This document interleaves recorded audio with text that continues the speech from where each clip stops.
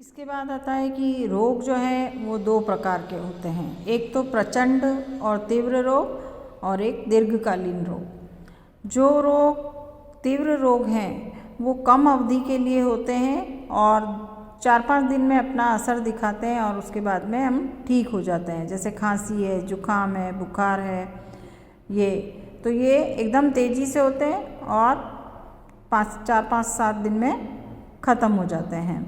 लेकिन जो दीर्घकालिक रोग है वो लंबी अवधि तक या जीवन पर्यंत रहते हैं और इन रोगों को दीर्घकालिक रोग कहते हैं।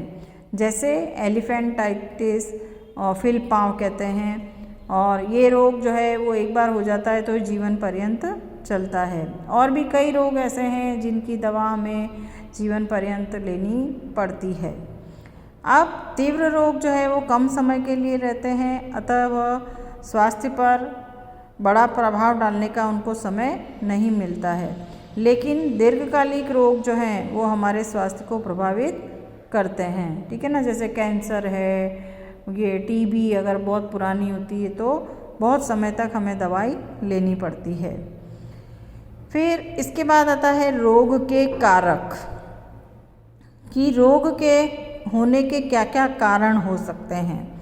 रोग के बहुत सारे कारण हो सकते हैं, जैसे संक्रमण, रोग प्रतिरोधक क्षमता का कम होना, आनुवांशिक भिन्नता का होना, पोषण, गरीबी, लोक सेवाओं की अनुपलब्धता आदि।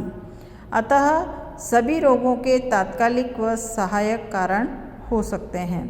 विभिन्न रोगों के एक ही नहीं बल्कि अनेक कारण होते हैं। उदाहरण के लिए एक बच्चे को पतले दस्त लगते हैं तो उसके कई कारण हो सकते हैं।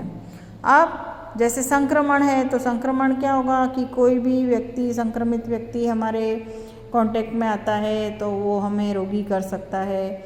यदि हमारे शरीर की रोग प्रतिरोधक क्षमता कम है तो किसी भी बीमारी का विषाणु, जीवाणु हमारे शरीर में प्रवेश करेगा तो हमें रोगी बना देता है। इसी प्रकार से आनुवंशिक भिन्नताएं होने के कारण भी रोग उत्पन्न होते हैं। पोषण, कि अगर पोषक तत्व नहीं मिल रहे हैं अपने को, पूरा भोजन नहीं मिल रहा है तो पोषक तत्वों की कमी हो जाएगी। गरीबी है, उसके कारण भी हमें भोजन नहीं मिलेगा।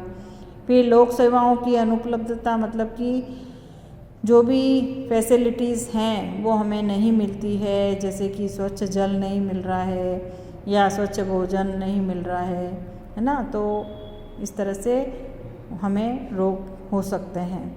फिर विभिन्न रोगों के अनेक कारण हैं, जैसे कि एक बच्चे को पतले दस्त लगते हैं तो उसके कई कारण हो सकते हैं कि वो गंदे में खेला होगा या गंदे नाखून होंगे उसको मुंह में डाले होंगे, या दूषित जल पिया होगा, या दूषित भोजन उसका कारण हो सकता है।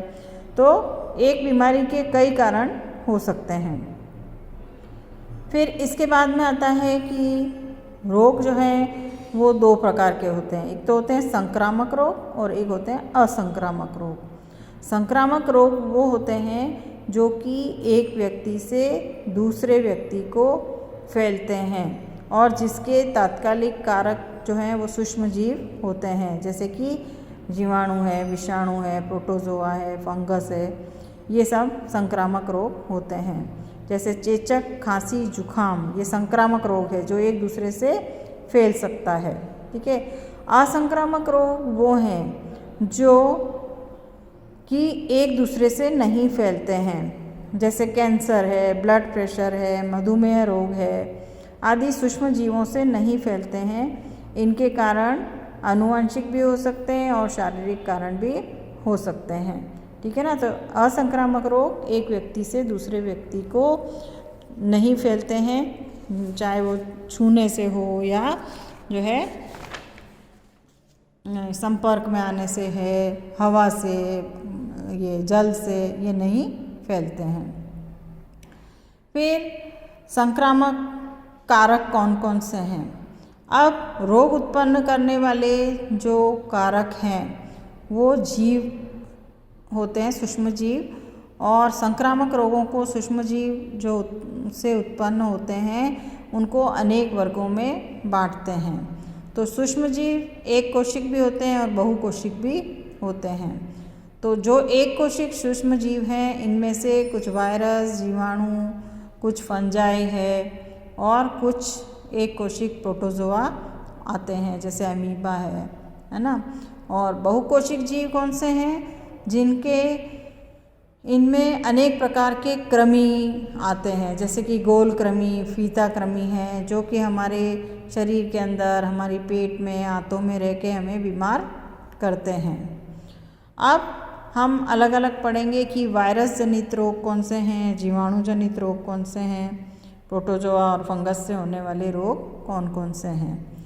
अब वायरस में जो होने वाले रोग हैं, जैसे जो इसमें है खांसी है, जुखाम है, इन्फ्लुएंजा है, डेंगू है, ये सब वायरस से होने वाले रोग हैं। अब वायरस क्या होता है? ये एक परपोषी होता है, जो कि वायरस जो है वो परपोषी की कोशिकाओं में रहता है तथा वहीं से अपना पोषण प्राप्त करता है।